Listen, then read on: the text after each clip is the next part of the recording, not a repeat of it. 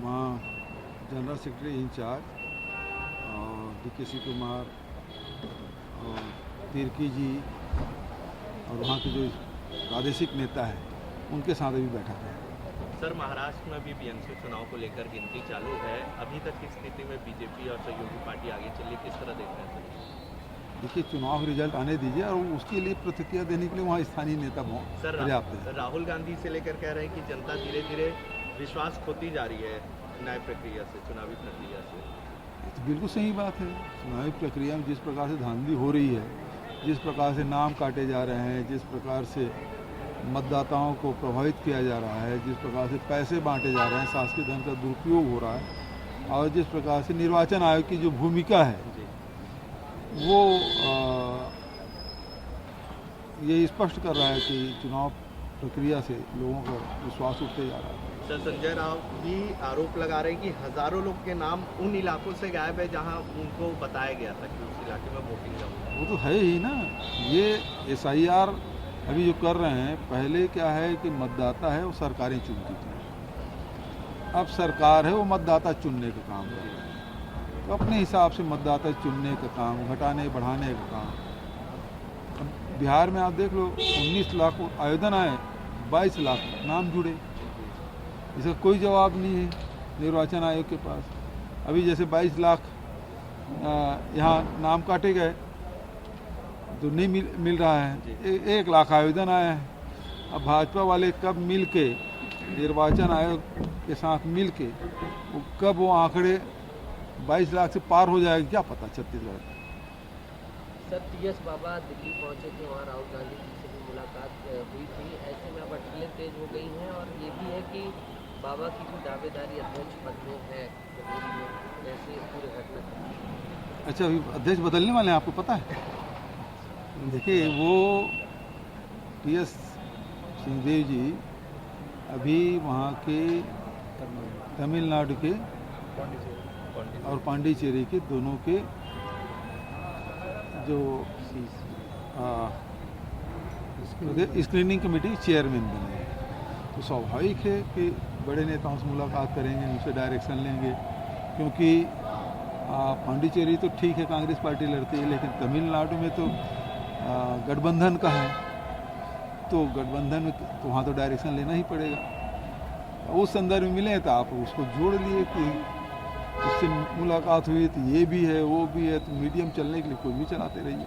Sir, आप लोगों की जो ब्लॉक की सूची आई है, आप जब थे मुख्यमंत्री तब रायपुर में भी बहुत बड़ा अधिवेशन हुआ था और उस सूची में तमाम चीज़ें रिफ्लेक्शन में दिखाई दे रहा है। 35 साहू समाज के चेहरों को जगह दी गई है, ऐसे तमाम वर्गों को जगह दी गई है। देखिए, यहाँ रायपुर महाधिवेशन में जो पास हुआ है उसमें ST SC OBC माइनॉरिटी और महिला इसको स्थान देना है और युवा को स्थान देना है। तो 50% से कम उम्र के जो युवा हैं उनको ज़्यादा से ज़्यादा संगठन में मौका देना है। तो ब्लॉक अध्यक्षों की सूची आप देखेंगे तो सारी चीज़ उसमें दिखाई पड़ रहा है। सर, जम्मू कश्मीर के आसपास लगातार पाकिस्तानी ड्रोन देखने की बात कही जा रही है, इसको किस तरह देखें? लगातार ये 2-3 बार हो गया है। देखिए, ये तो पाकिस्तान कभी बाज आने वाले नहीं है। अब जब हमारी सेना ऑपरेशन सिंदूर में बढ़त ले ली थी, पहले तो हमको नुकसान हुआ, फिर बाद में बढ़त ले लिए, फिर अचानक सीज़फायर आपने कर दिया। सीज़फायर करने के कोई कारण नहीं था, उसके बाद वो हमला करते रहे, तब भी आप चुप थे। तो जो विश्व गुरु है उसको कितना भी अपमानित करो वो कुछ नहीं बोलते। ट्रम्प रोज गरिया रहे हैं, रोज अपमानित कर रहे हैं। छोटे छोटे देश वाले उनको और जवाब देते हैं ट्रम्प को, हमारे देश के प्रधानमंत्री चुप रहते हैं। ये हमारे देश का दुर्भाग्य है। सर, ये चर्चा है कि नितिन नवीन जो है वो 20 तारीख या 21 तारीख को पूरी तरीके से अध्यक्ष बन जाएंगे। इसमें तमाम जितने भी स्टेट के CM हैं BJP शासित, उनको भी बुलाया गया है। तो ऐसे छत्तीसगढ़ में एक मुद्दा आपने भी उठाया था वायरल वीडियो को लेकर 15 से, तो क्या कनेक्शन दिख रहा है? कोई कार्रवाई दिख नहीं गई है सर? नितिन नवीन जी को जवाब देना चाहिए इसका। उसके नाम से वीडियो वायरल हुआ था, अब शीर्ष में बैठ चुके हैं तो जिम्मेदारी तो उनकी बनती है। FIR भारतीय जनता पार्टी के विधायक के द्वारा किया गया, 2-3 लोगों की गिरफ्तारी भी हो गई, लेकिन वो कह रहे हैं किसी नेता के कहने से ये सब वीडियो बना है। तो नेता की कब गिरफ्तारी हो रही है? तो डबल इंजन की सरकार है, सत्ता संगठन में सब वो लोग हैं। कार्रवाई कब हो रही है? कि लिपापोती होने वाला है, कि वो 1500 आंकड़ा बढ़ने वाला है। ठीक है। सर, ये मुख्यमंत्री विष्णुदेव साय जशपुर में 122 करोड़ से ज़्यादा विकास कार्यों में सौगात दी है। चलो कुछ शुरुआत तो किया, लेकिन सवाल ये है कि कांसाबेल के कुछ धान संग्रहण केंद्रों में 25,000 क्विंटल धान गायब हो गया। उसके बारे में विष्णुदेव बताया। ये कमरधा में धान को चूहा खा गया, महासमुंद में हो गया, पेंड्रा में हो गया। इसके बारे में कुछ बोलेंगे?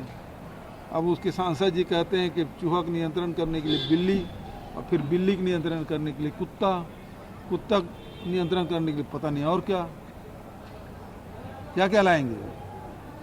कुछ बचेगा भी? धान बचेगा कि नहीं बचेगा?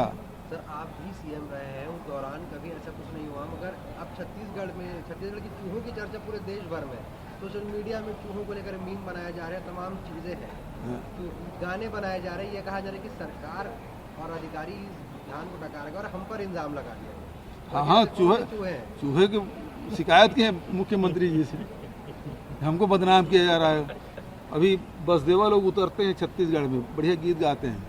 हाँ, बसदेव गीत बहुत प्रसिद्ध है छत्तीसगढ़ में। उसमें भी मीम बना है, एक टक मुसुक दू ठीक कान, 7 करोड़ के खा गए धान।